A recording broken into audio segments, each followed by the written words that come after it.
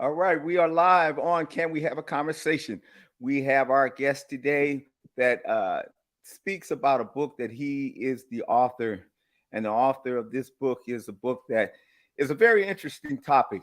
It talks about digital gold and how he comes from the technology background, and he's utilizing some of his expertise in terms of what this digital gold means and how much it's worth and how we are not mindful of this.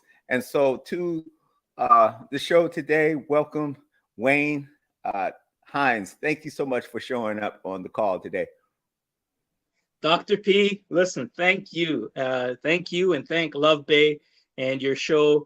Can we have a conversation? I love the name of the show because I know you do things from the heart, and those organic conversations are really awesome. So thank you for the opportunity to join you on the show today.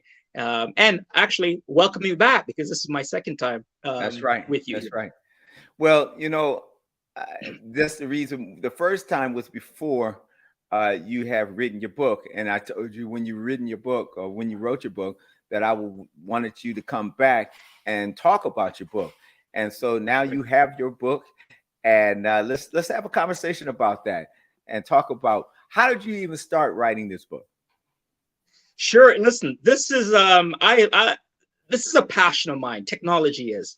I've been in the field for, I'm gonna date myself, but 20, 30 years. Let's go with that. And I've been in the corporate world. I've been an entrepreneur, but I've always been in the data space when it comes of data and analytics and technology. And I love technology. I love to see how technology is used and how it's changing our world. And every time something new comes out, I just eat it up. Okay, and I just want to know about it and seeing how technology is a part of that. And just actually, when I was younger, I was in a class where computers had just come in. This is a high school. Computers had just come into the school sector, if you will. And there was a piece, well, at the time, Commodore VIC 20, I think it was, that actually we were using in the labs. And we had to do different projects and so on, and I chose to do some research on how the computer chip at the time was being used in different areas of society. One of those main areas was the audio industry, and they were putting the chips in the audio industry to the audio devices, I should say, to improve the sound quality and have that better experience of audio. And after my research, I did it with another a friend who was we were partnered together to do this research, and I just fell in love with that and seeing how technology was in this, not only in computers, but now was moving into these other areas and so on. And so I write about that in a book in the beginning. And what I did is I looked at my journey, and I had all this information inside of me and my experience and so on. And I saw how data as a nugget was the key, that was what was growing along the way. And so when I started my publishing company, I published self-published, published the book, I was sensing to myself that it's time to get this content and this material that was inside of me, that was bubbling up all these years, into a book. Mm-hmm. And Mm-hmm. that's how it started. It was always inside of me, and I just wanted to get it out, and I always spoke about it and talked about it. But when the opportunity through my publishing company came, I'm like, this is it. It's time.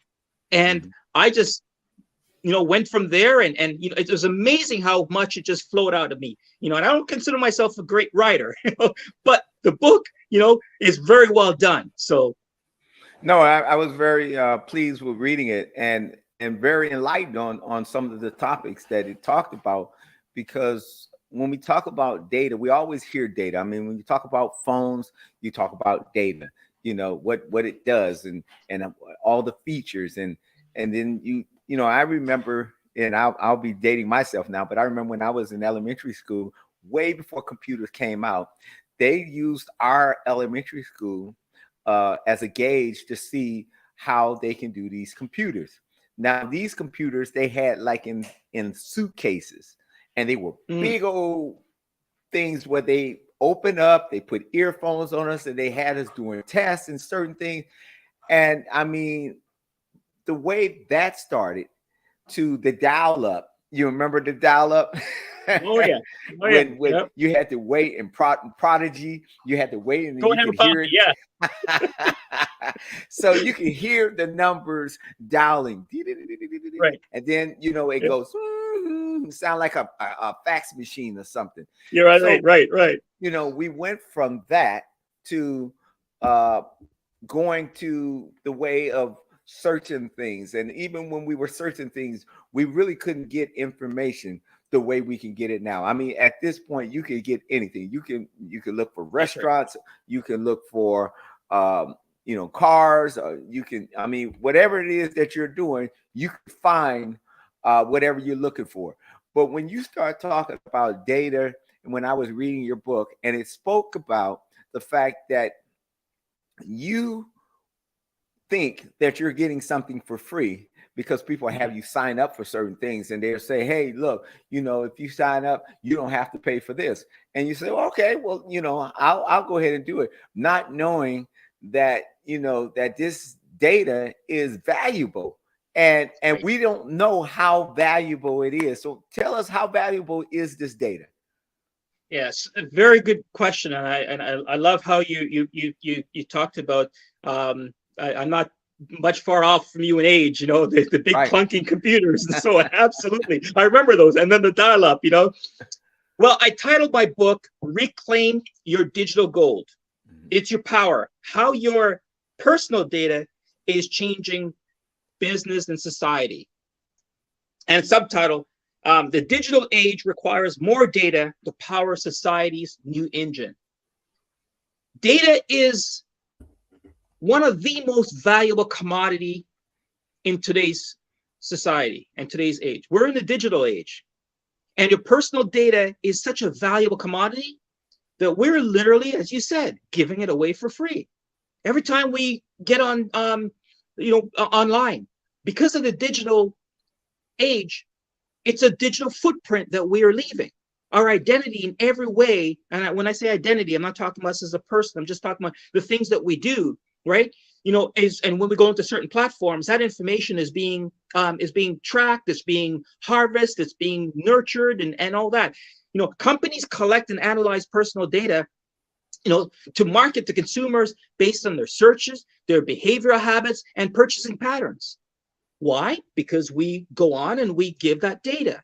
So I have a few stories I'll share as we go through this, but data is so widespread because of the internet and mobile devices that all these new business models have come about as a result of it. And a lot of it is because of it gives a convenience online.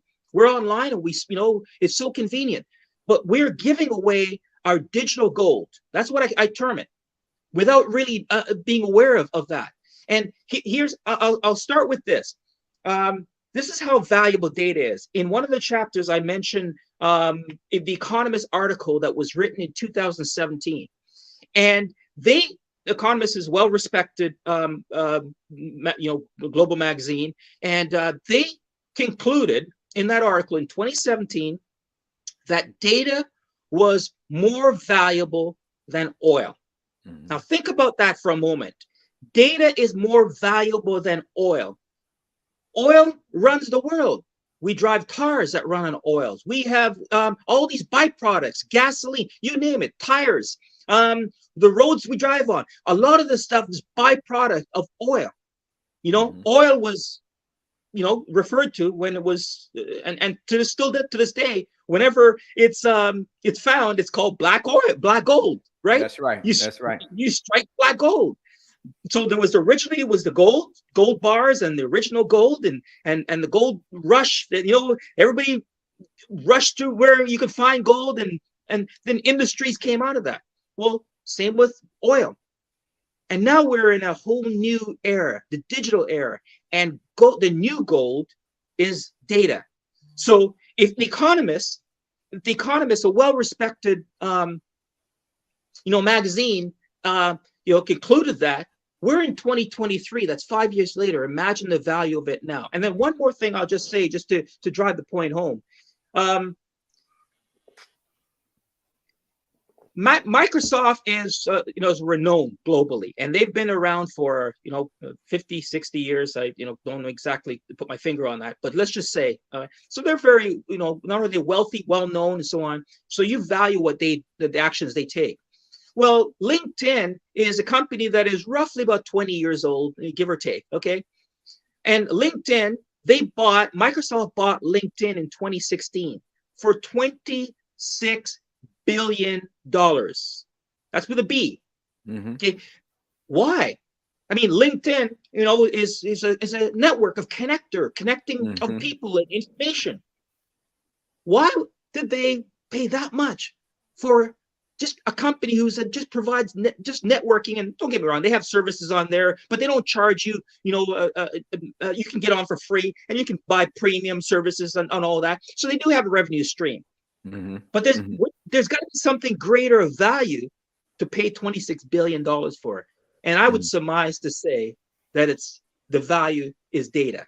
Mm-hmm. Mm-hmm. I can definitely see that, especially when all your information in there, your bio's in there, your history of where you went to school, your work experience, where you live. I mean, all of that is data, Absolutely. And it's thousands and thousands of people, hundreds of thousands of people that is a part of that data. Now, one of the things that you talked about, and it's that artificial intelligence. I want to talk about, when we talk about digital gold, talk to me about that artificial intelligence.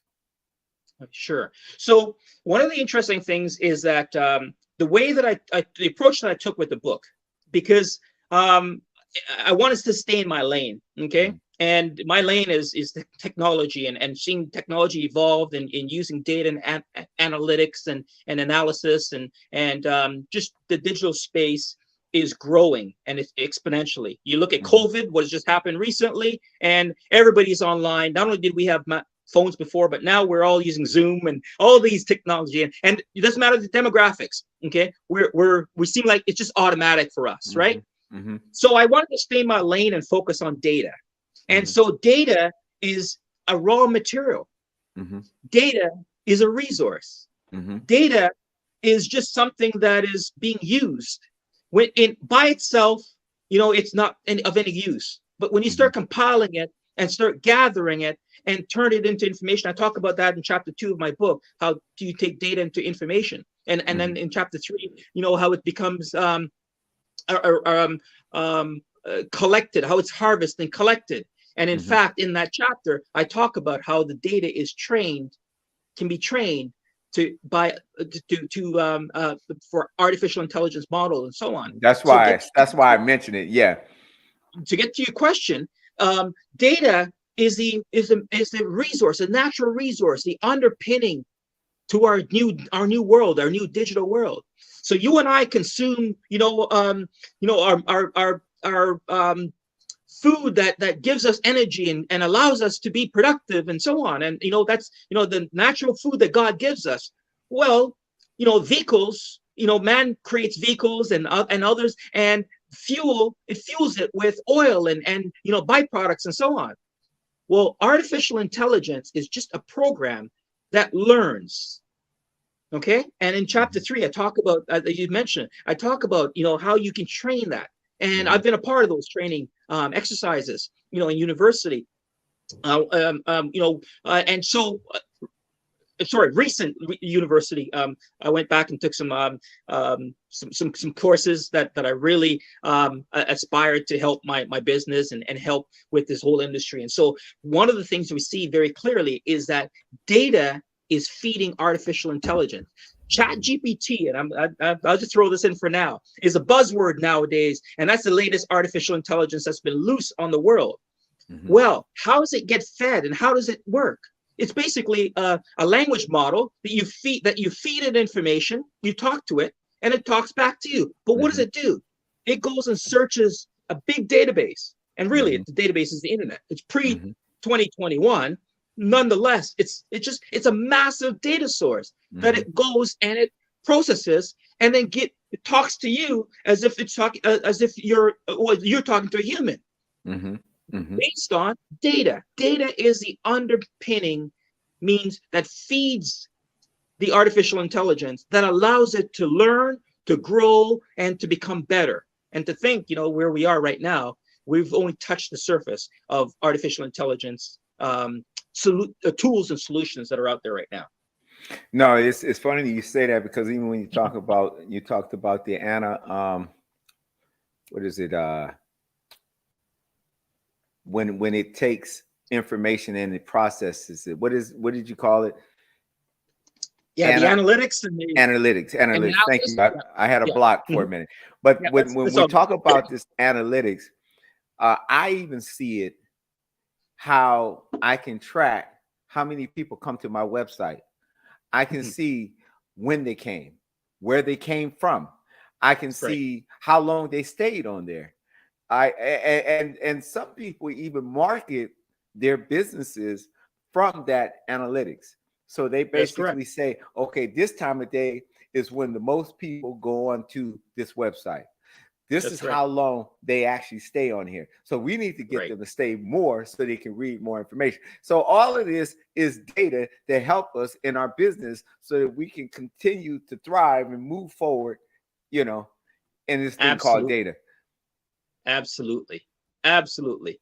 Yeah. The marketing age that we're in right now is driven by technology. There's a traditional marketing which was done primarily by humans creating programs, and it's still very effective and so on, but it's taken to a whole new level when you add technology into it. And so Mhm. the marketing, and Facebook is and Google are the giants in this space. It's all taking data and slicing and dicing it. And as business owners or business users or marketers and so on, we tap into that to be able to understand better, more effective our users and our consumers than ever before. So I'm pointing out data as being the commodity and the importance of it, but there's a great value in how it's being used too.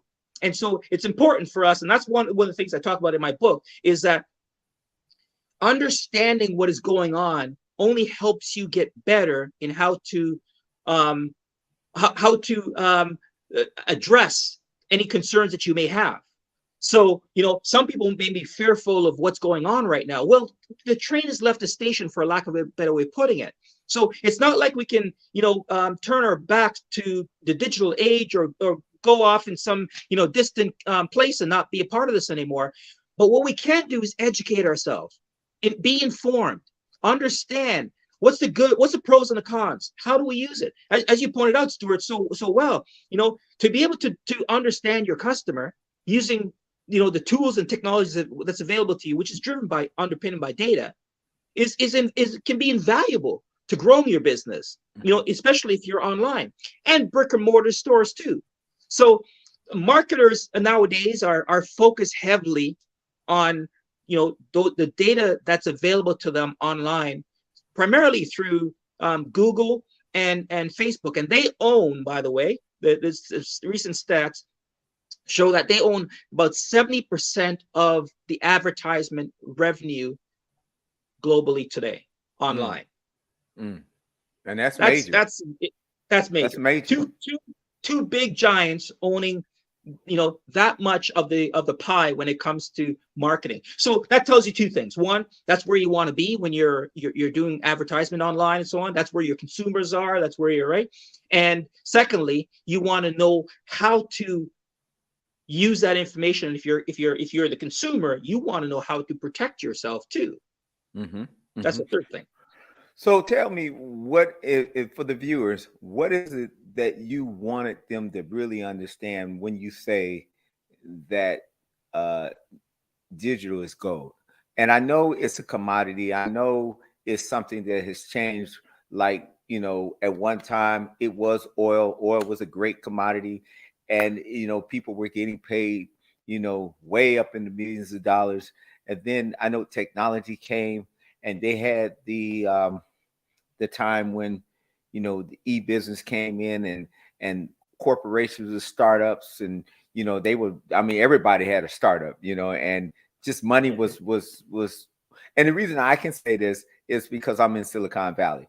I'm in that area where technology just went crazy for a while, and then it stopped. But what is it that you want them to know about this that they are lacking knowledge in as it pertains to digital gold? So there's a couple of things that my book really sheds a light on, and I'll actually in a moment go through kind of some of the chapters, kind of just highlighting some of the chapters that are in the book. But the underlying message to this is really, by understanding the power of our data, our personal data, the readers can take control of their digital footprint. They can make better and more informed decisions about their online activities. Okay. So it is empowering the reader. It's empowering us to, one, know how it works and what's going on, and not be fearful of it, or not be that, oh no, it is, that's the way the world is, and we're just going to have to roll with it, and so on. The analogy I gave earlier, the train has left the station. Well, just because the train has left the station doesn't mean you can't get on it. You get on it, and again, I'm dating myself here. You get on, you can talk to the conductor. Yeah. Those young people wonder, what's the conductor? You can get on, you can have a conversation. You can even perhaps help the decision as to what stops that train makes. And have conversation with those people on the train.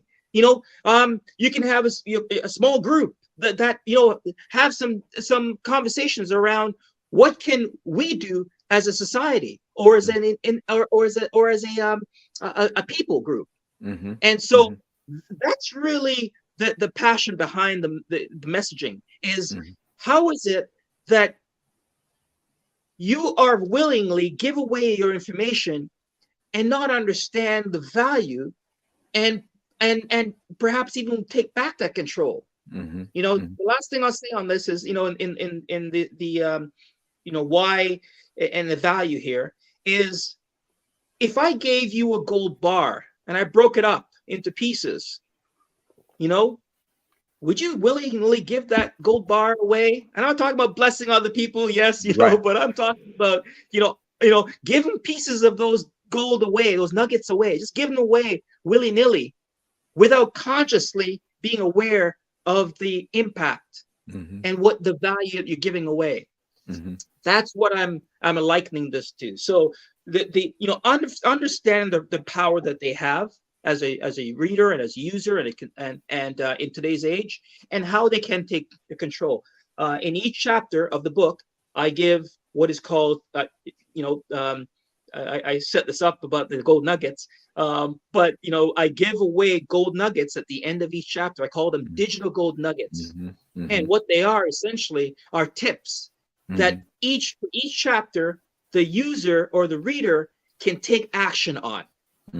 So something as simple. I'll just give an example. Something as simple as going to Google and turning the settings on.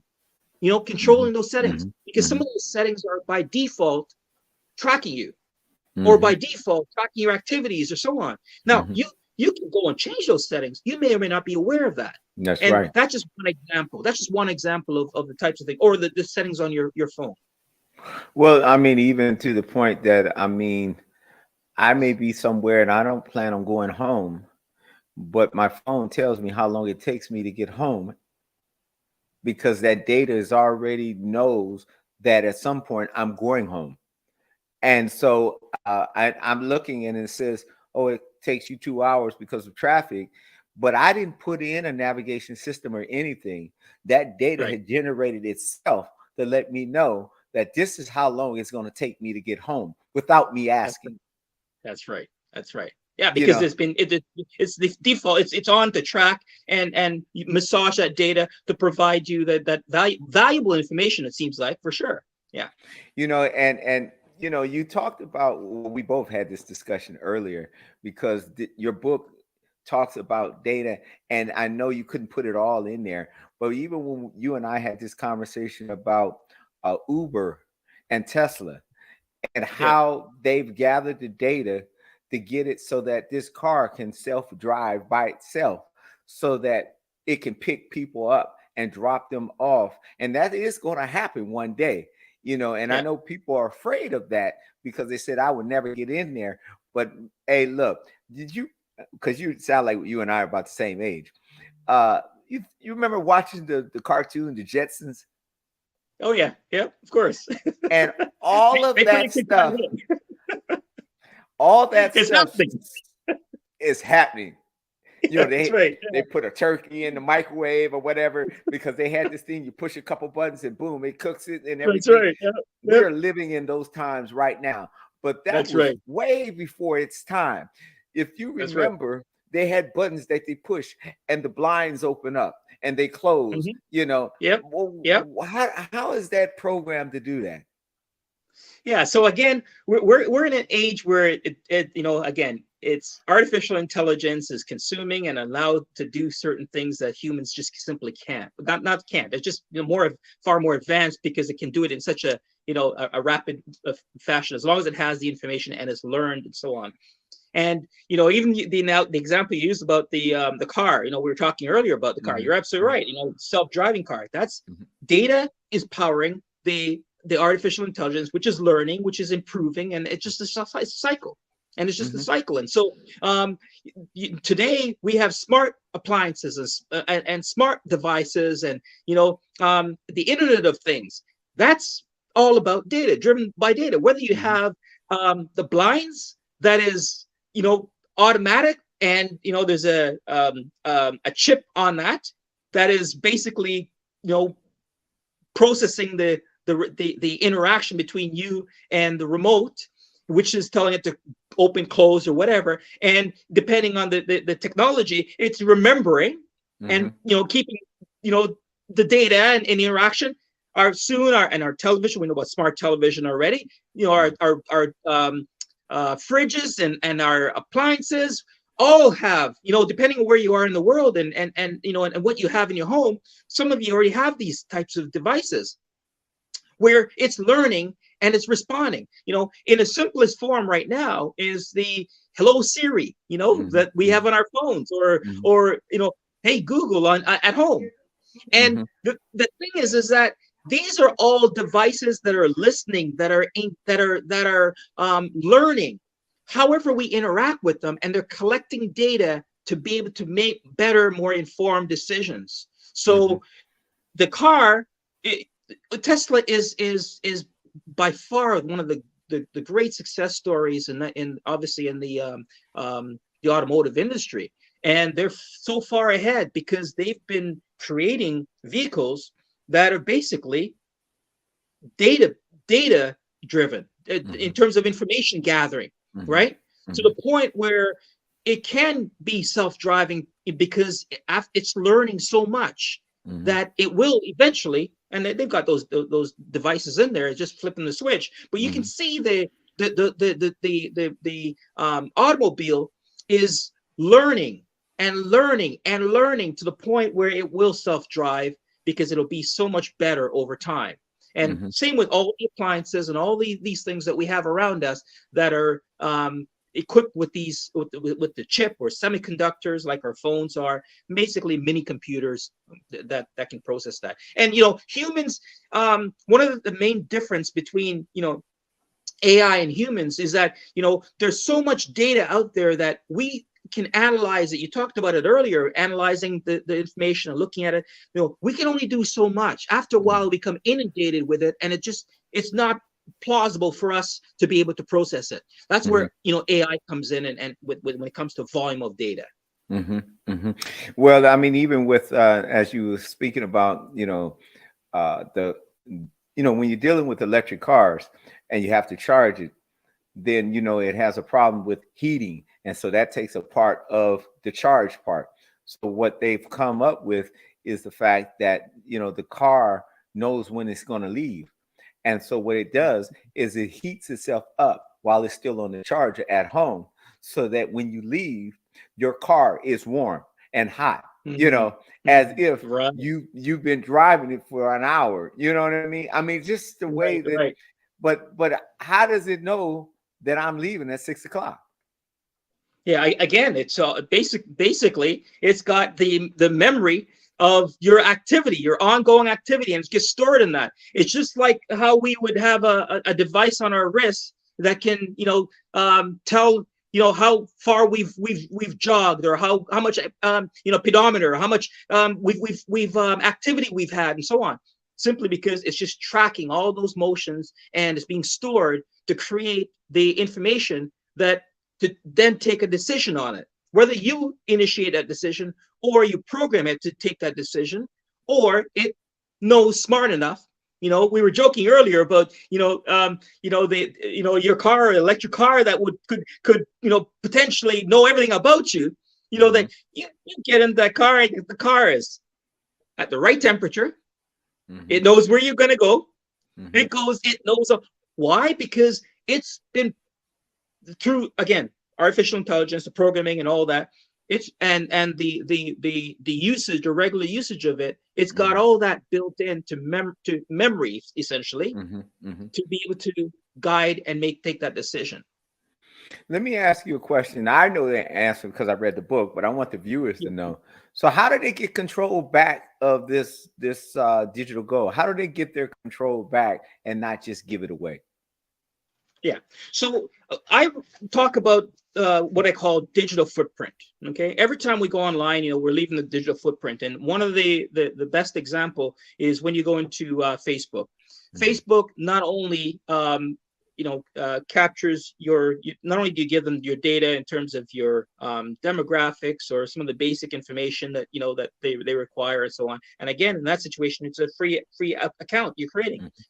But in them, their platform and on many other platforms alike, take the data and create multiple versions and multiple analysis of it. What we in the book I refer to, data points. So you may give 5, 10, 15 data points, but they turn that into 500 or 5,000 or 1,000 data points, just by permutation and combination and multiplying and doing, not to mention to your eye movements are tracked, your fingers movement is tracked, your swipe, all that stuff is tracked, that you didn't give it intentionally. Okay, that came about unintentional, and so that information that gets collated and stored and can tell so much more about you.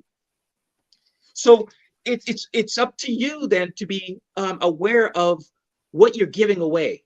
And in some of one of the chapters where I talk about social media, the social media platforms, and social media and you, and it's chapter 6, where social media, I talk about how many people are on these platforms and so on, and the potential impact of them, the positive and the negative. So there's a balance there. But at the end of the chapter, and as I said, at each chapter, but just to give you an example of this chapter, I talk about how you can gain the control. And digital gold nuggets in social media chapter, for example, that it can be as addictive as a drug. So if you know that, right, and some of us may say, yeah, I already know that. So, but it's a conscious decision that you can make versus unconscious activity. So when you're, making decisions unconsciously, because you're getting a dopamine fix. I mean, I'm going into another area here of some of these platforms and what they give you, because and then there's the fear of missing out. There's all these elements which I talk about, in the social media chapter. And what I'm basically doing is alerting you to, are you aware of some of these impacts? And these are some of the things you can do. So another example is that learn more about the effects of social media and your health and your well-being, and limit the amount of time that you're on the platform. There's studies that were done that I quote. I did a lot of research for this.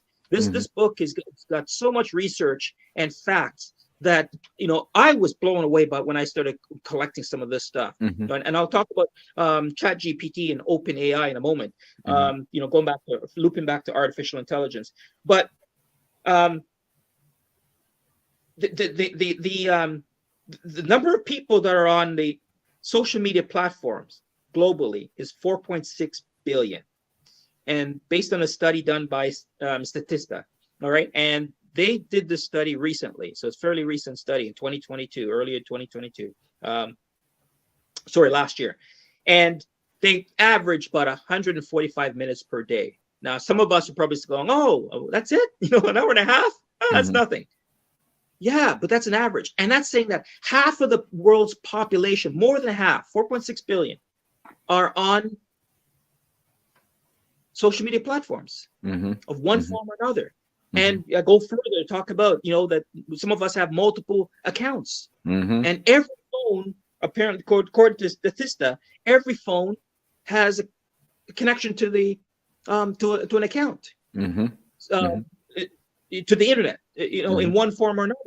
And so it shows you that we are in the digital realm, and our digital footprint is very valuable, but we can take control by using some of these tips and some of these things that are very valuable. And I've got others here, right, that I recommend that you can do to regain that control and take back your power. Is what I'm really terming this as. You talked about on social media that one of the ways you can do that is, and I'm sure the viewers want to know that, you said to spend limited time, less time on. Some people, the way that Facebook is designed is to keep you on there. And so that's where they get the thumbs, or, the affirmation, or, the like, or whatever, the love, or, and you say you're going to go on there and you're going to be on there for about 5 minutes, and you're on there for 5 hours. That's right. Yeah. Yeah. And so I want to talk about that, because how does that play into this digital goal or this data? If you're on there and like you say, and calculate those people that you're talking about on social media, regardless of not just Facebook, it could be TikTok, Instagram, That's right. How does that work in terms of the data? Yeah. So again, there's two things, and I talk about, it's a very good question you asked there, because I'd actually separated the book into different sections. One section when it comes to social media. One, I talk about social media platforms and the impact of the platforms and all the various things you can do, and the pros and cons of it. The influence on social media, how it influences our lives, like creating and maintaining personal relationships. Those are some good things. Finding your voice. Being compassionate and generosity in action, and providing assistance to others. These are types of things that are very very positive in what the social media platforms they provide us to do. And then I talk about, in this chapter, I also talk about some of the potential negative impacts, right, that you face. But then in the subsequent chapter, I talk about data, how social media is being fueled by data. So I keep those things separate. I talk about the impact of social media as a whole. We're all very familiar with, when it comes in a negative context, cyberbullying. Right? Many people are out there. They're on social media, burning time in some ways. And I'm not a not medical professional in any way, but we know, based on some of the things we've heard and the fact that it is like a drug. We're getting a dopamine fix. You're getting, you like something, you get something that's fed your way because it's very much in line with your way of thinking, or the things that you responded to, or the things that you like. And so you're right. 5 hours before long, you're on it. So there's pros and the cons on that. And then, I mentioned cyberbullying on the negative, on the cons and negative, and the potential for depression and anxiety. There's some pretty significant negative effects on that. Now, on the data side of it, I talk about how, when we give our data, when we're online and we're providing our data, and social media platforms are using that to keep us on, all right?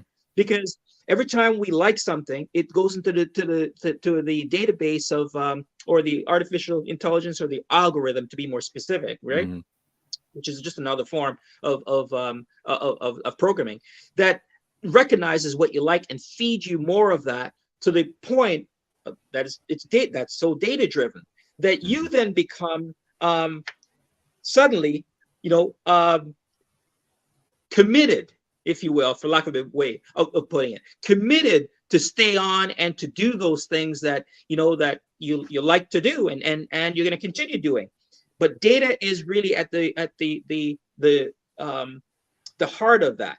And so in the subsequent chapters, when I talk about social media, I talk about metaverse as one example. Right. So metaverse, is, of course, we know it's Facebook name. They've rebranded themselves of that, and there is a metaverse in the context of a universe.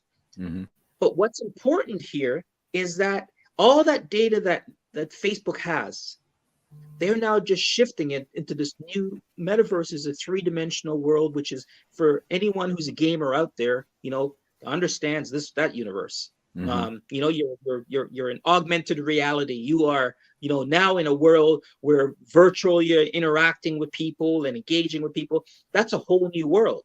But guess what? You can reproduce the physical world to some extent in that whole new world.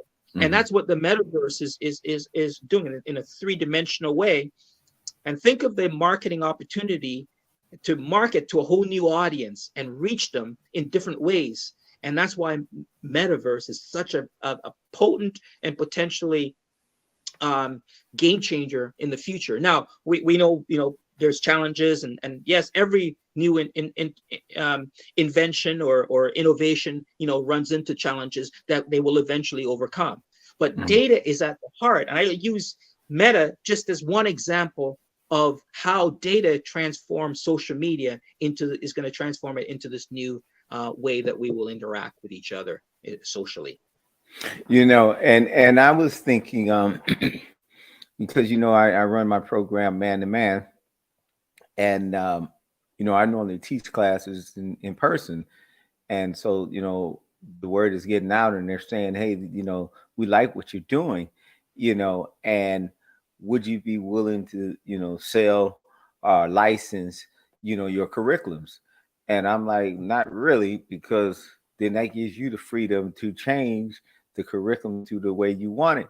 So then the guy says, well, there's another way that you can do it, especially to the guys that's in prison, is that you can put a program together and put all your curriculums and everything on it, and then they can download it onto a tablet. And so just like you're teaching in person, someone would take a camera, videotape it, and you would actually do everything that you're doing in person, but it will go through a tablet, and they would be able to take tests, quizzes, and I'm like, man, look at this. I mean, you think so you think about duplicating yourself. That's right. You want to be able to do this, and you're like, I wish I had 10 of me. Well, you could have 1,000 of you. Absolutely. Yeah. In fact, I mean, that's a great use of technology. When you think of that, you hit the nail on the head about reproducing yourself, right? You are, and that's now, with that you drive usage, utility, and data, and to be able to act and so on. But in a use case scenario, it's an incredible one, because you can take the information and the knowledge that you have, record it, put your teaching to it, and distribute it, which it is happening in spades right now. There are many platforms that are out there right now that are actually allowing that to be accomplished, and so you can record your training, record the engaging part of it, the teaching, the interactive part, and put it on the platform. And yes, people can learn and do that. So absolutely, it's a great example of a use case scenario of how you can take that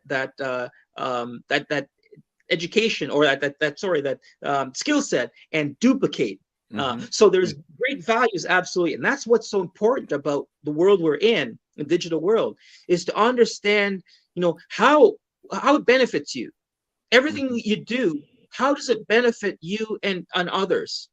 And the messaging I'm bringing forth is don't give it away for free. Understand it so that you can take better, make better decision. You're right. I like what you said there. The offer that was on the table says, well, no, I don't want to, because you're knowledgeable that no, I don't want to do that because this is the impact. Well, here's another option. And this is a technology-driven option. And look at the opportunity that's just opened up to me here that I can duplicate myself many times over. And you can go anywhere in the world. Anywhere in the world. Absolutely. Now, there was a part that you talked about God and digital. Do you want to touch on that? Because we got about 15 minutes. Sure. So I'm just gonna after that I'll just quickly run through some of the chapters in the book.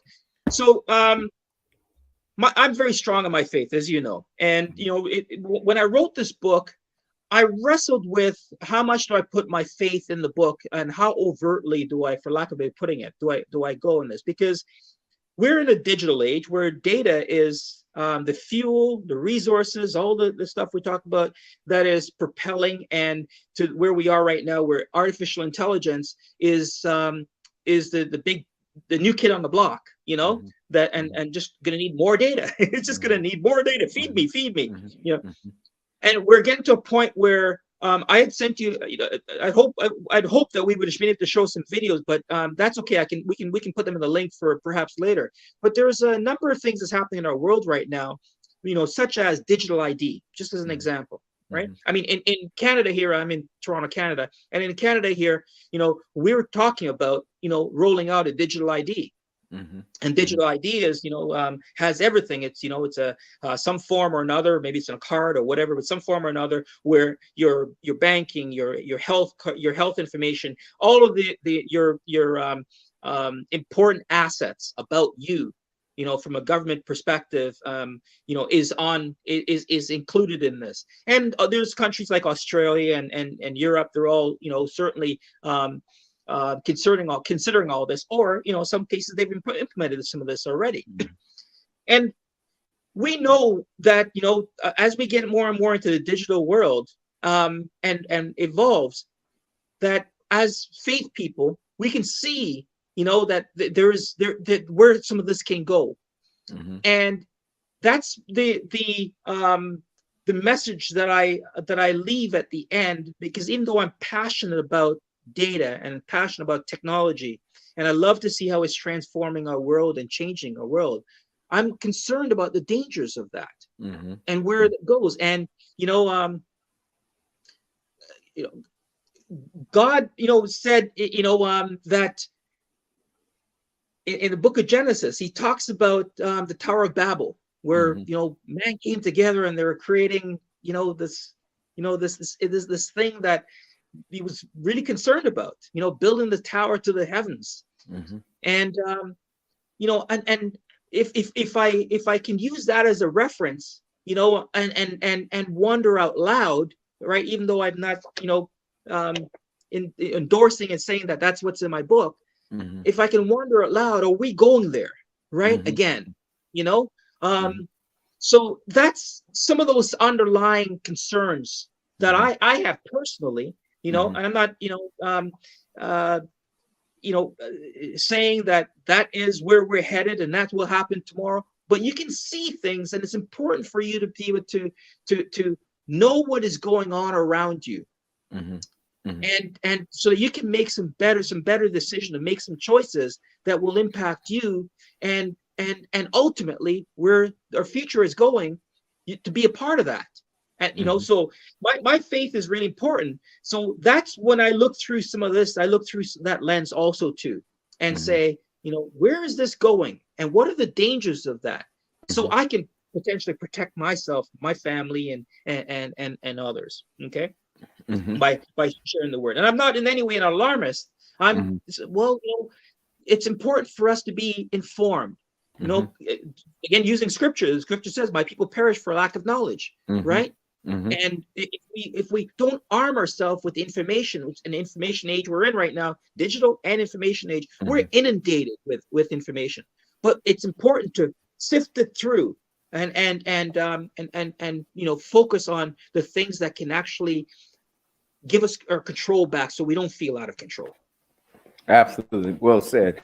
Well, go ahead and finish up those chapters that you talked about. You got about 10 minutes. And I Sure. know I want to give you some time to let people know where they can purchase your book as well. Absolutely, absolutely. Thank you. So, just quickly, I'll go through this table of contents here, just to kind of touch on the areas in which, for me, the book kind of flows. Because when I was writing this book, I really took an approach of looking at data instead of data growing up, if you will, using the analogy of data like a baby, the baby data, and as Mhm. it grows up, and it becomes a commodity that is so important and being consumed, and just being so valuable. That's kind of the flow of the book. I start up by talking about data, and making a case for why I call it the new gold. And we Mhm. talked a little bit about that, and talking about data as information, and we talked a bit about that too, and how you transform it. It's data on its own is nothing, one nugget, but as you start compiling it, as you start processing it, and a collection of data, and a harvesting of data. One of the things we didn't mention, which I do mention in this chapter here, is that I talk about all the different sources that are data is being collected through medical, banking, all the various Mhm. areas is Mhm. being collected, and harvest. And I'm a sports guy. I love at the NFL. I tell you, I'm big on football. Mhm. And I never envisioned. I've been in technology a long time, and I never envisioned that data would make its way into sports. But Mhm. it's a big business. Yes, it is. I mean, football, the NFL got a great partnership with Amazon, where they analyze the plays, they analyze everything. Sports analytics is Mhm. huge across Mhm. all industries. And I That's actually right. talk about a story that how it all started with the baseball. If many of you may not be aware of, the Billy Bean era, which was the Oakland Athletics. Mhm. You're in California there. You probably remember, I'm from they're one of Oakland. the I'm from the Oakland A's. Billy oh, Martin. there you go. So Billy Bean was one of the first to implement data to analyze the players, Mhm. and use it to come close to winning a championship. I mean, Mhm. it was Mhm. incredible. He didn't go pay for big players and all that. And the movie's on Netflix, and you can find it everywhere. But it's a great story. And then I didn't know so I they had talked about I didn't know they have a movie. We'll talk about that later. I yeah, want to Billy Bean. finding Yeah, out. yeah, it's called Moneyball. Okay. Okay. The movie's called Moneyball. All And right. so I talked about that and how the NFL has adopted, data. And then I go into privacy. I talk about privacy. What's that? I mean, it seems like our privacy is at risk. Well, it is and it isn't, because you still have control, right? The new economy, the AI. This year, we're all being, exposed to Chat GPT, the AI that's on new kid on the block that we can talk to and engage in. AI is going to be the thing this year, and social media, and platform. We talked about the social media. One of my favorite chapters is this one, the new social scoring, where I talk Yes. about um, a couple of stories. Actually, I take a couple of movies, and one of those is, you can find it on Netflix. It's called the Twilight Zone episode, but the particular episode is called Nosedive. And it's actually where this young lady, it's about this young lady, it's a satire, but this young lady goes around and uses her phone to give people ratings. She's constantly rating people 5. And the reason why she's doing that, because she wants to be rated. So it's a society where you're rated, everything you do is rated by in a score, okay? And you want the maximum of 5. That's right. Uber drivers, Uber World is like that, as well as the Airbnb is like that. And in fact, China has implemented that. So I talk about that, and I give a couple of anecdotal situation where this is plausible in our world, not too far off. So I talk about that. I go into the as it relates to, as I love that chapter, because it's just I had a lot of fun writing that, because it's a story that I watched, a couple of movies that I watched and I love. And so, and then keeping your data safe. I talk about how to keep your data safe, and I tell you how you can monetize your data. People are using the data and they're monetizing it, but how can you monetize that? Mm-hmm. And then we go into the social platforms, which we talk about, the metaverse, even talk about blockchain, because blockchain is enabled by data. Again, technology, computers and data, all being used to be a signature print, okay, for the future. Okay, and going on. And then I close off the book with talking about the evolution of the internet. Some people will say, why didn't you put that at the front? But I didn't want to focus on the internet. I wanted to leave that to silk at the end. So talk about the evolution of the internet, which we're going to Internet 3.0, and the web, the dark web, which you hear about and wonder what that is, and it's lurking in the background. And I debunk it and in this book and talk a bit about the pros and cons of it. So really, it's a book of great value in today's time, because we are living in that digital age and we are so being inundated with this new world. This is good information, man, and I think that this is a good time that you can share with the audience. How do they purchase your book? I mean, where is it, and what are some ways that they can purchase your book? Yeah, thank you for that opportunity. My book, it's been on Amazon in the last couple of months. And I've had some incredible reviews. People have been giving great feedback. You can get it on Amazon if you go to Amazon.com, wherever you are in the world. It's on your platform. Excuse me, your Amazon platform, and search my name, Wayne Hines, or the book name, Reclaim Your Digital Gold, and you'll find it. Or you can go to my website, which is not only information, but also got some blogs out there that constantly educate you about the digital age, and it's called reclaimyourdigitalgold.com. So if you go to reclaimyourdigitalgold.com, you can have access to the book there. You can buy it from my platform. I have digital platform similar to you can get the physical book, the hard copy book, and if you buy it on my platform, I will give you a signed copy. Okay, so I'll mail you a signed copy for that. But on my website too, there's a link that will take you over to Amazon. So you can search Amazon, or you can go to my website, reclaimyourdigitalgold.com, and you can have access to information, updates. You can even register and stay connected with me, and I'll gladly keep you abreast of changes, including some of the blogs that are ongoing. So if you just join, we're talking with Wayne Hines about his book, Reclaiming Digital Gold, and data, and how it talks about data and how we give our data away. And he used an analogy talking about, if you got a gold bar and you broke it up into several pieces, would you just give that away, or would you keep it? And that was an analogy that he was using in terms of your data. Do you just give away your data when you don't know what it's worth, or will you reclaim it and keep it because it is of value and it is a rare commodity and it's expanding in other ways? And we talked about how you use chips and how that's doing artificial intelligence. We talk about how this is taking us into other ways where cars are driving by themselves and they're telling you about yourself because it gets to know you. And so we don't understand.